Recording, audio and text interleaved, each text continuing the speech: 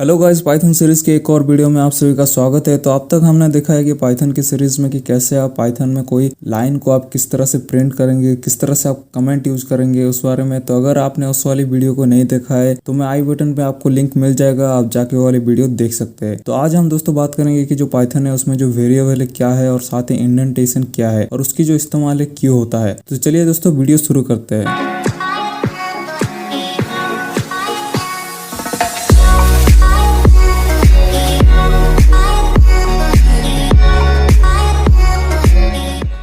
तो दोस्तों सबसे पहले हम जानेंगे कि इंडेंटेशन क्या है। In Python indentation refers to the space at the beginning of the code line. इसका मतलब ये है दोस्तों कि पाइथन में एक कोड लाइन लिखने से पहले आप जो भी स्पेस देते हैं, स्पेसिफाइड स्पेस जो आपकी टैब या फिर जो भी डिफॉल्ट स्पेस आपकी आती है, उसी को आपकी इंडेंटेशन कहा जाता है। एग्जाम्पल के तौर पर मैं यहाँ पे आपको कुछ लिख के दिखाता हूँ, फिर मैं आपको एक्सप्लेन करूंगा।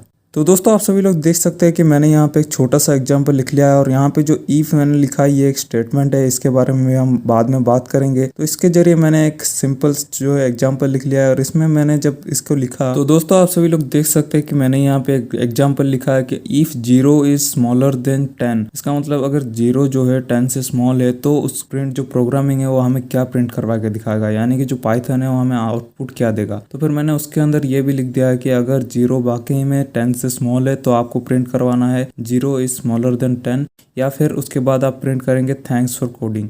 तो फिर इस तरह से मैंने एक एग्जाम्पल लिख लिया है और दूसरा एग्जाम्पल पे मैं नीचे लिखा हूँ, देख सकते हैं if 4 इज इक्वल टू 4। और ध्यान रखिए पाइथन में जब आपको कोई भी इक्वल टू करना है तो वहाँ पे 2 इक्वल टू दिया जाता है, क्योंकि एक इक्वल टू आपकी जो है असाइनमेंट ऑपरेटर के तौर पर यूज होता है। तो फिर मैंने ये वाले एग्जाम्पल में भी लिख लिया है कि 4 इज इक्वल टू 4, देन जो पाइथन है वो हमें प्रिंट करेगा कि दिस इज इक्वल। तो दोस्तों आपको जब भी देन के बारे में जिस तरह के मैंने यहाँ पे लिखा हुआ है तो आपको कॉलन जो है यूज करना पड़ता है अगर आप किसी स्टेटमेंट के जो अंदर जाके उसमें कुछ लिखना चाहते हैं। तो आप यहाँ पे देख सकते हैं कि मैंने यहाँ पे जो लिखा पहला वाला एग्जांपल कि इफ़ 0 इज स्मॉलर देन 10, तो फिर मैंने पाइथन को ये कहा कि अगर 0 जो है स्मॉल है तो फिर के जगह पे हमें जो ये कॉलन लगाना है ताकि पाइथन समझे कि हमें क्या प्रिंट करवाना है। अगर हमारे पास ये वाली क्वेश्चन आ जाए तो हमें आंसर में क्या देना है। तो फिर इस तरह से पाइथन जो है हमें 0 इज स्मॉलर देन 10 जो है प्रिंट करवा के देगा और उसके नीचे ये भी प्रिंट करेगा थैंक्स फॉर कोडिंग। आप देख सकते हैं आउटपुट, मैं यहाँ पे आपको आउटपुट दिखा देता हूँ। तो दोस्तों यहाँ पे जब हम कुछ लिखेंगे स्टेटमेंट्स और उसके बाद जब हम कॉलन लगाएंगे और एंटर प्रेस करेंगे तो आप देखेंगे कि एक डिफ़ॉल्ट स्पेस जो है आ जाता है नीचे हर एक कोडिंग लाइन के अंदर। मतलब कि ये जो स्टेटमेंट है इसके अंदर ये जो ब्लॉक हम लिख रहे हैं, इस ब्लॉक के अंदर हम जब कुछ भी प्रिंट करवाने के लिए कह रहे हैं तो उसमें एक डिफ़ॉल्ट स्पेस आ जाता है पहले लाइन के पहले, तो उसी को इंडेंटेशन कहा जाता है। तो आपको जो है ये ध्यान रखना है कि आप जब भी कोई कोड यानी कि कोई ब्लॉक में आप कोई भी कोड लिखे, मान लीजिए ये इस वाले के लिए मैंने ये सब यूज़ किया है, तो अगर आप सेकंड लाइन लिखेंगे तो फर्स्ट में जिस तरह से हम क्वेश्चन लिखते हैं और फिर आंसर उसके नीचे लिखते हैं तो ये कुछ उसी तरह से है।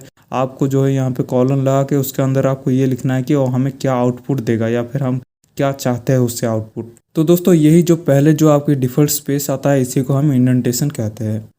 तो दोस्तों कोड लिखते वक्त आपको एक बात ध्यान रखनी चाहिए कि आप जब भी कोई सेम नंबर ऑफ स्पेस जो है आप सेम ब्लॉक ऑफ कोड के लिए यूज करना पड़ेगा। यानी कि आप अगर सेम ब्लॉक ऑफ कोड के लिए कोई लिख रहे हैं तो फिर आपको जो है सेम नंबर ऑफ की स्पेस जो पहले वाली स्पेस है उसी को सेम लाइन में ही यूज करना पड़ेगा। अगर आप इसमें एक स्पेस लगाएंगे और इसमें 2 स्पेस लगाएंगे तो इसमें आपको जो है इंडेंटेशन एरर शो करेगा, पाइथन आउटपुट में एरर दिखाएगा। तो यही जो एरर ना करे इसके लिए आपको जो है इंडेंटेशन सेम रखना पड़ेगा। यानी कि जो स्पेस है लाइन ऑफ स्पेस, जिस तरह से कि एक लाइन में आप देख सकते हैं कि यहाँ पे प्रिंट, उसके नीचे सेम जगह पे प्रिंट और उसके नीचे भी सेम जगह पे प्रिंट होगा। मैं आपको दिखा देता हूँ, अगर मैं यहाँ पे अगर 2 स्पेस लेके दिखा देता हूँ आउटपुट क्या आएगा। ये देखिए मैंने यहाँ पे जो है 2 स्पेस ले लिया है। अब मैं इसको रन करूँगा तो ये देखिए यहाँ पे जो है ये आउटपुट मुझे एरर शो कर रहा है, यानी कि पाइथन कह रहा है कि ये उसे समझ में नहीं आया है कि ये क्या आपने उसे प्रिंट करवाने के लिए कहा है। तो बस इसी बात का आपको ध्यान रखना है, हर जगह पे आपको जो है इंडेंटेशन जो है एरर नहीं करवाना है। पूरी तरह से आप कोड लिखते वक्त आपको ध्यान रखना है कि जो इंडेंटेशन यानी कि जो पहले वाली स्पेस है वो पहले लाइन में जितनी है दूसरी लाइन में भी आपको उतनी ही रखनी है, थर्ड लाइन पे भी आपको उतनी ही रखनी है। तो दोस्तों इस चैप्टर की जो नोट्स है मैं आपको डिस्क्रिप्शन पीडीएफ के जरिए डिस्क्रिप्शन में आपको मैं प्रोवाइड कर दूंगा, आप जाके वहाँ से डाउनलोड करके भी अच्छे से समझ सकते हैं।